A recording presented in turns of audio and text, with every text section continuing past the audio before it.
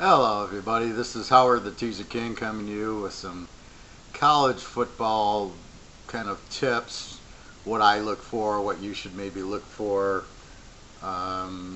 new season coming on, and what do you do, and there's certain keys that you must look at. You can't just, like, last year, Colorado was terrible the year before, and you would have bet against them. But then quickly I found that they were a really good team. And as soon as I found that, about week 3 or week 4, I started betting them, and I locked them against Stanford, and I had them against USC, and I had them 4 or 5 times. But in the beginning of the year, at this point, I would have said Colorado's a bad team. So the first thing I do is I look at my magazine, my Lindy's, right, to get all the team information. So what I'm looking for is the information of the team. Open to Michigan. Hard to believe that one. So what I'm looking for is the new coaches. I'm looking for the quarterbacks that have returned. What I'm trying to do is get consistency. So if you get a quarterback, let's take Ohio State. J.T. Barrett, we know about. We've seen him play for 2 years. We know he's a great option quarterback. They didn't have great receivers last year, and they had a great defense. So we bet them under in the Michigan game. We bet against them against Clemson because we knew they didn't have a good offense. But we know what we're getting this year. We know we're getting J.T. Barrett. We know what he can do. And he's a senior, and he wants to win. The question is he a winner? We don't know yet. He hasn't. Last year wasn't a really good year to say that. But what we're inevitably looking for is familiarity. We've seen certain quarterbacks who are good, and then we know what they can do. Now, some of them are bad, and we want to bet against. Some of them are really good, and we want to bet on. What I do, that's probably as good, if not better than anybody else, handicapper, non-handicapper, is spot the talent and know, is the guy a winner or the guy's a loser? I'm watching the PGA golf tournament right now, and there's Jason Day trying to come in. And you look at the leaders, and you say to yourself, these guys, none of them have won before, except for Jason Day. On the leaderboard, the top 2 guys, I can't even pronounce their names. I can't remember their names. And so you say, this guy's a winner, and this guy's not a winner, or he's not proven. So what we're looking for in college football are the winners, the winning coaches, Urban Meyer, the winning Jim Harbaugh, the winning quarterbacks. Deshaun Watson at Clemson was a winner. Who's the winners and who's the bums? And what we eventually do is bet on the winner and bet against the bums. The losers, the guys that choke under pressure. You see it in golf all the time. Like Sergio Garcia was kind of a choker, but he did win a TPC. Now he finally wins. Is he a winner now? Was he a choker?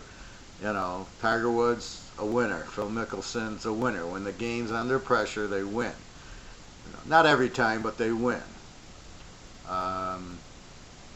That's what we're looking for in football. So we know Urban Meyer's a winner. We know Harbaugh is a winner. We know Alabama's a winner. Florida State, Clemson have won. So we know all this. So that's what we want to do, but you got to watch then it becomes the line is 40 points. Clemson's 38 over Akron without a quarterback who's proven. This is the problem with week 1. You don't know if the quarterback's Joe Montana or Bill Montana. And that's why you watch the first few weeks, is to get the flavor of the new quarterbacks. So you have the established quarterback, Jalen Hurts at Alabama. We know he's going to run. He's a winner. At the end of that Clemson game, he did a great 30-yard run and put Alabama ahead. So he's a winner, right? That's what he did. That's what Montana did. He would come back at the end of the game and win the game. Tom Brady does that. He's a winner. This is why we bet Tom Brady as an underdog. So in college, you're looking for who's the winners and the losers. At Michigan State, I bet them heavily with Connor Cook. He's a winner. I think he'll do great in the pros.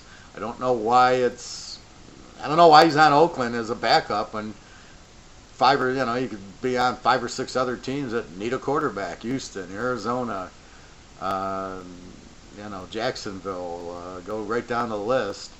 I'm sure he'll do better than a lot of those quarterbacks. So that's what I'm looking for in the beginning. So I write every team down. I write every quarterback down, and I see if they were played last year or if they're new. So right now I'm focusing on the ones that played last year. That's who I want to bet in week 1. The ones that I don't know, if it says they're really bad, and that's what the guide, you kind of have to believe the guide to a point. He says, well, this quarterback on Minnesota is terrible. Maybe he's not, but so for the first week you read that, and really it just keeps me off of games. So if Minnesota, what are they? They're laying, where are they? They're playing, who are they playing? They're playing Buffalo, and they're laying 26. Because you don't know who their quarterback is, and P.J. Fleck's a new coach, P.J. Fleck's a winner with what he did at Western. But because you don't know the quarterback, I know Buffalo's quarterback's terrible. They have a really weak offense. Their defense isn't great. Minnesota's got a fairly good defense. But because Minnesota, you don't know about, they're just going to run because you don't know who the quarterback is, and they're going to settle them in. So because of that, you can't lay 26 or 20 in a teaser to Buffalo, even though now if this is week 4 and we know the quarterback and we go, wow, he's got 8 touchdowns and 1 interception, goes for 250 a game, he looks sharp, he looks in command, then you would jump on Minnesota over Buffalo. So this is where week 1 gets difficult. The new quarterback comes in, the new coach comes in. The new coach that changes things, it takes a year. I mean, even Harbaugh at Michigan, first year wasn't smooth. So you've got to be careful. So the first week you're looking for consistency. You're looking who's the returning quarterbacks, and that's what you want, and you find the good one, and that's what you look at. Now a few teams like the Navy, the Army, Georgia Tech, really it's more of a running quarterback, so you feel a little bit more comfortable with that they know the offense, all they're going to do is run it. They practice it all the time, so you're good there. Teams like Penn State, you got the quarterback and the running back, and so you're looking at they should score. Now, one thing with Penn State that I read in the magazines, they want to average 47 points a game. That was the best Penn State team ever, scored 47 a game or 41 a game, was in the magazine. So they're going to score and pile it on. Their first game, they're laying 32 to Akron. Now, Akron's coached by Bowden's kid, Tommy Bowden, and they got a really good quarterback in Woodside based on last year's statistics. So he's a good quarterback, but they don't have a running back. Their defense isn't that good, so Penn State should score a lot. The question is, how good's this Akron kid's quarterback? If he's really good, then that might, they might score. But Penn State's going to try to score in the 50s in this game, and they should be able to get there. But that's what you read. So the biggest key is this kid's a good quarterback from last year, and you can see all last year's stats on Yahoo. Just go into sports, NFL, and then you go into stats, and you can see by conference and by individual.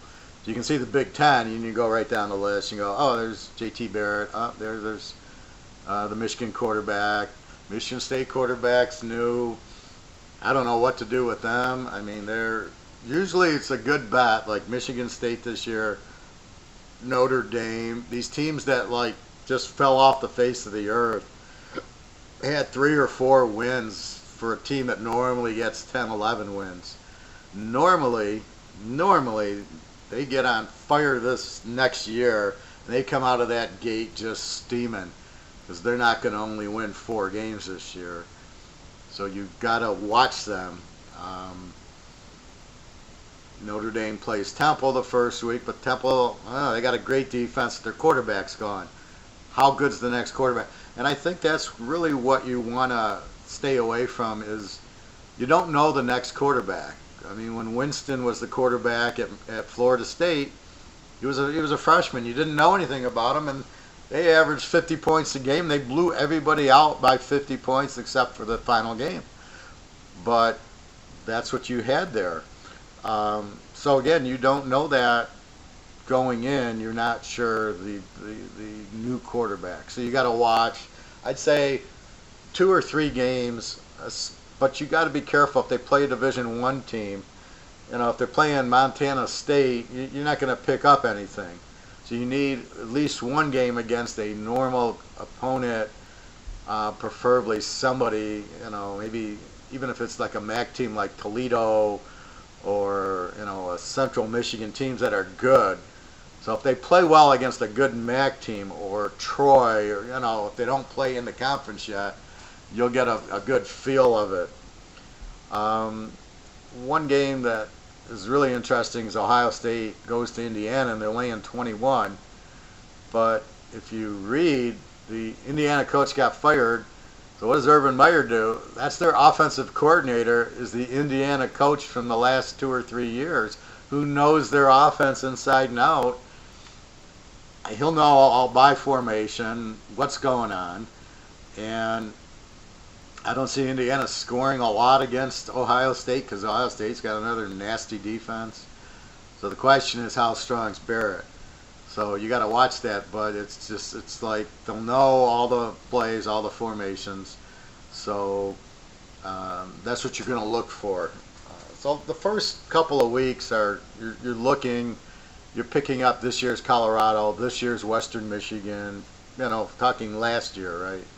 All of a sudden these teams come out. Now Western you got to get away from this year because they've lost their quarterback, they've lost their receiver, and they've lost their coach. They've got 2 great running backs. This Franklin kid, the running backs, he should be a first-round draft pick.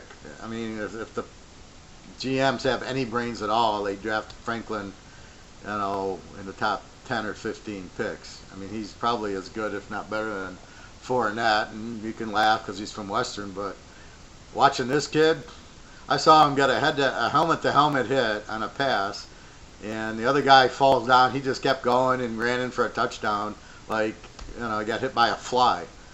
This guy's extremely talented and hard to bring down. But they don't have a quarterback. They got a new coach. There's going to be adjustments. You got to get off of Western at least the first 3 or 4 weeks, see what the new quarterback's like, see what the new receiver, how are they a balanced offense? Which leads me to the next talk. So you either have a solid quarterback coming back, you know, like Alabama's got Jenks, Ohio State's got Barrett, Michigan's got Spree, Penn State has their quarterback back, which I'm having a mental block on right now. Indiana's got their quarterback back. Purdue's got their quarterback back. Then you watch the coaching. Well, who went to Purdue? The Western Kentucky coach went to Purdue. What did they do there? They scored 50 points a game with that wide open offense. And he had a great defense. And they've said he had much better players at Western Kentucky than they got at Purdue. So I look for Purdue to score more, but they still have a weak defense. They don't have the players, so look for them to play in more overs. Like the first week against Louisville, I don't know what the over-under is on it yet, but Louisville should run up and down the field on them with Jackson. But Purdue should score a lot because this new coach is a very good offensive mind, Jeff Brom. So look for this game to be way over. And then, so the next key I'm looking at is the defense. So I got all the stats from last year. That's all I can go by. And so what I'm looking for is, here's a good offense playing this weak defensive team who doesn't, you know, they can't stop the wind, right? And there's always some of these, and they're in the MAC, they're in the Mountain West, they're in all the conferences.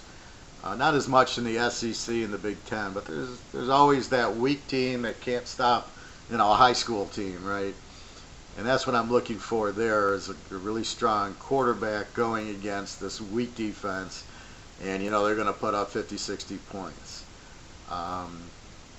So that's your key. Find the coaching changes and see the type of coach. Look for the returning quarterbacks. Look for the weak defenses. Look for the teams, that don't score a lot, right, and are favorites. Those are what I call weak favorites. A team like maybe a Vanderbilt who scores 19, 20 points a game, and they make them a 10-point favorite. And you're like, well, they're lucky to score. In the teaser, you get 16 points. They're lucky to score 16. And you get, and they might not even win. Their All-American linebacker who was a first-round draft pick's gone, and they apparently haven't really replaced him. So, that's a weak favorite. So you like to bet against weak favorites. You like to bet against weak defenses. You like to bet against new quarterbacks who you don't know, or you watch them. But if their team stinks and they're a new quarterback, then you bet against them. And then you want to bet on the winners, on the good quarterbacks. The Jalen Hurts for Alabama. The J.T. Barrett you hope is good. And you go down the list. There's always, I think, Middle Tennessee, Memphis, Western Kentucky, those teams. Half the Oklahoma State, Texas Tech, even though it's a new quarterback, in that system they're going to be very strong. Major Applewhite took over, I believe, at Houston. He's going to throw the ball all over the field. So keep an eye on the coach. What I do a lot of the times is I'll write Baylor offense. So Baylor doesn't run the Baylor offense anymore, which is ironic, but Syracuse runs it. Tulsa runs it. I think Florida International, the team with Lane Kiffin's gonna run it. So those are very over teams, right? They're going to score a lot. But the problem with that offense is it doesn't rest the defense. And therefore, they give up a lot of points because they're not rested. So look, Syracuse, I love in overs, as I did Baylor, as I do Tulsa. And they just go up and down the field. So that's what you're looking for. What type of offense are they going to run? It is so funny. The key to the game is to keep your defense rested. And that's why teams that throw the ball around, your Texas Techs, your Washington States, Baylor had a good defense, but here's Syracuse. And you just go down the list. These teams that are heavy passers never win anything because you don't rest your defense. That's why you need a running attack. The best and most dangerous teams are the ones that are balanced, good running back, good quarterback. They can throw when they need to. They can run when they need to. Therefore, their defense is better. And so they end up getting a rested defense. The opposing defense doesn't know if they're going to run or pass. That's like Western Michigan last year, right? You had a great quarterback, great receiver, top, where you go, 5th or 6th in the draft, and a great running back. So you're playing them. You don't know what to do. Well, I'll cover the running back, they throw on you. I'll cover the pass, they run on you. And that's why they averaged over 40 points a game, and their defense was like 19 points a game because they were well rested. They do 7-8 minute drives. That formula has been around in the 60s for the Packers, 70s for the Steelers, the 80s for the Giants, and even the Niners, when they won, had great defenses. The Redskins in the 80s, the 86 Bears, 85 Bears, whichever one, the 90 Cowboys, and even New England when they were winning Super Bowls. And let's not forget Baltimore 2000 won the Super Bowl, Denver when they won the Super Bowl, Seattle when they won the Super Bowl. It's not just that they have this great defense, it's they have a balanced offense. They can run or pass. They can chew up clock. That's the key to football. That's who you want to bet on because they're going to cover as a dog. If they play a really weak team, they're going to blow you out because you don't know how to cover it. And you just basically, that's what you're looking for. You find that team with a good offense and that strong defense and a balanced offense and a good quarterback. So if they put 9 in the box, the quarterback can throw. That's who you want. Examples, Ohio State, Alabama, Michigan. They got to get better running. Western Michigan last year. Colorado last year. Let's see how the quarterback is. Washington Huskies, USC now has the good quarterback. And this is why the Big 12 always has problems because they're not balanced. Oklahoma just throws they throw their defense gets tired. They throw too much. That's what got away from Oklahoma. They didn't run the ball like they should have. They went to too much of a passing attack. Oklahoma State they've been running the ball more, but they don't have the defense. And then you see TCU should have a great defense this year. They need the quarterback, and then Baylor's running this. Baylor runs a really balanced offense, but they're more quick scoring teams, and they don't rest their defense. That's what's wrong. That's why Kansas State always does well in the Big 12. Colorado's doing that. Great defense last year, balanced. So you go down the list and you look at the teams in each. San Diego State wins their conference. Why? Pumphrey, great running back, had a good quarterback, and a strong defense. That's the formula of success. And on the other hand, if they don't have a quarterback and they have a weak defense, that's who you want to bet against. So you're looking for teams to bet on, you're looking for teams to bet against, you're looking for winners, and you're staying away from losers. You're betting against losers. I can spot this talent, and I've been doing it my whole life. I watch a lot of college. That's why I know how to draft, and I know when drafts are good or bad. I can see a kid. Oh, look at a kid out of Missouri. That guy he's terrible. What's his name? Oh, I just saw it yesterday. Anyway, he was terrible. He was on Frisco last year, so I saw him in a box score. Blaine Gabbert, that's who.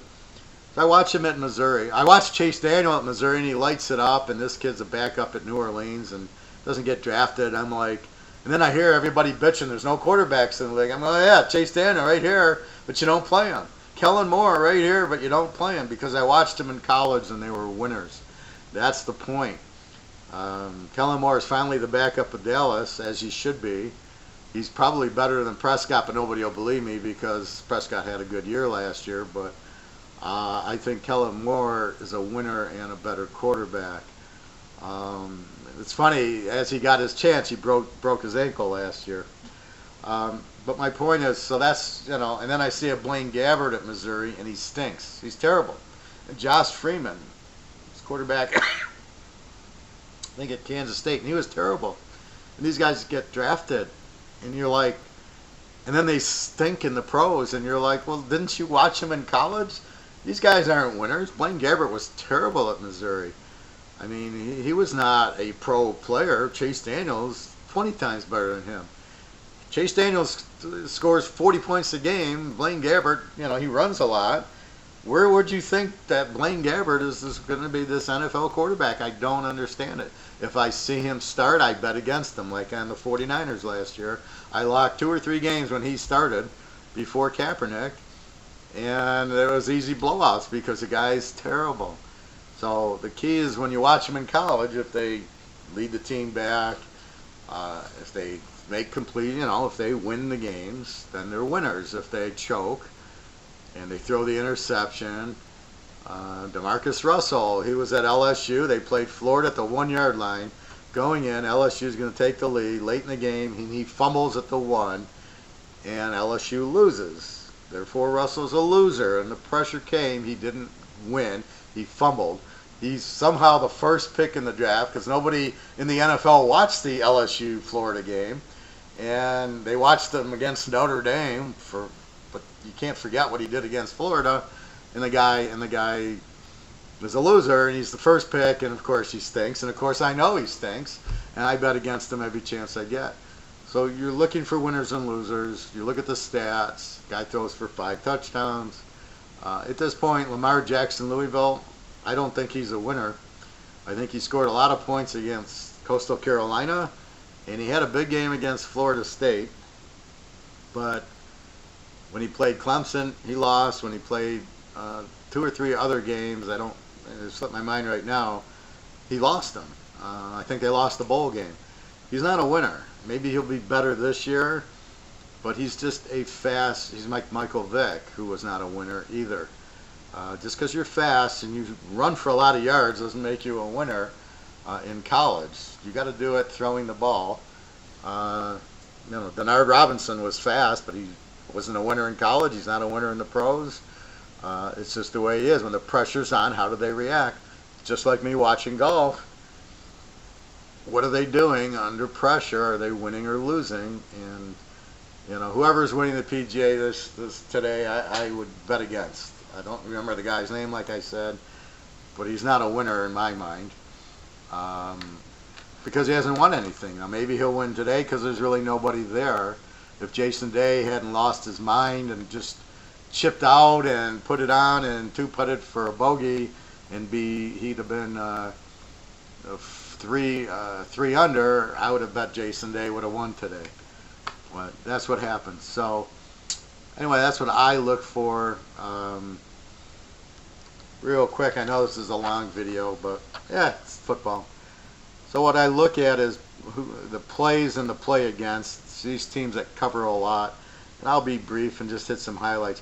These teams are good to bet on in a teaser. Alabama, BYU, Clemson, Miami of Florida, Navy, New Mexico, Ohio, Old Dominion, Penn State, San Diego State, South Florida, Toledo, Temple, Tulsa, Western Kentucky, Kansas State. A lot of them have good defenses, good quarterbacks. These teams you play against. And most of them won their conference or was very strong in their conference. Play against Buffalo, Cal, Charlotte, Connecticut, Florida Atlantic, Fresno State, Hawaii, Illinois, Kent State, Louisiana Monroe, Marshall, Missouri, Notre Dame, New Mexico State, South Alabama, Texas A&M, San Jose State, Texas,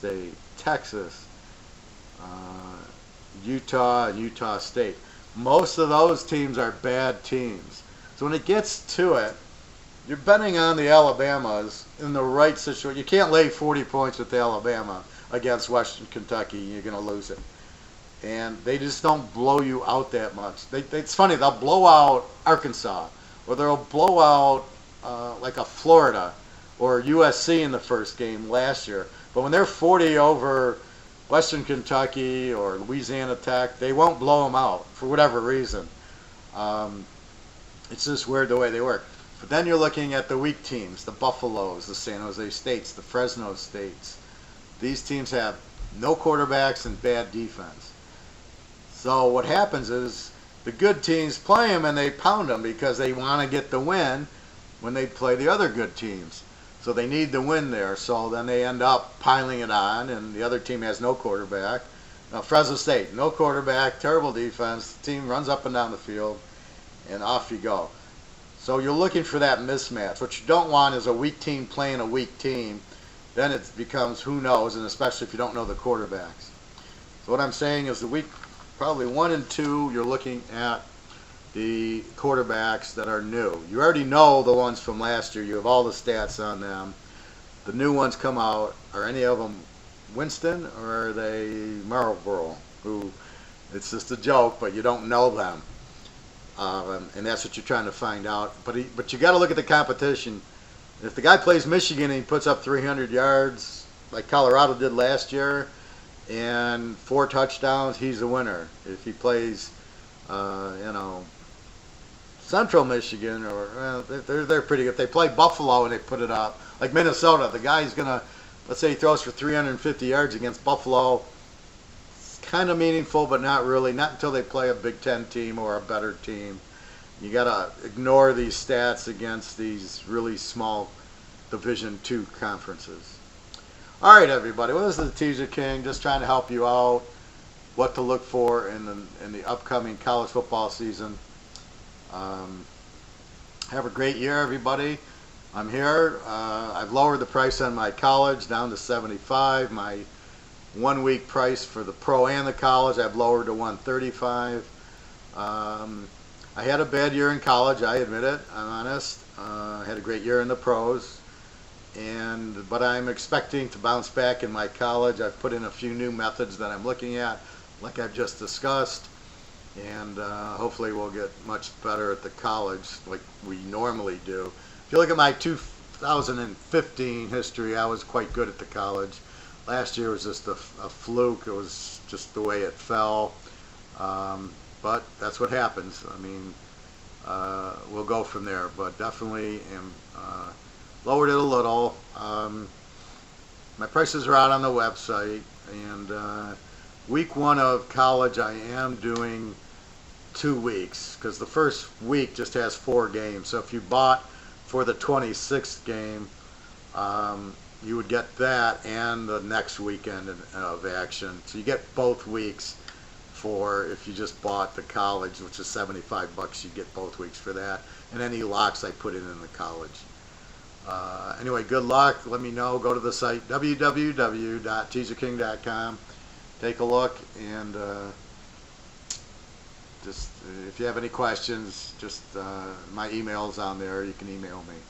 All right, everybody. Have a great year. Good luck, and have a nice rest of the summer. Have a nice day. Thank you.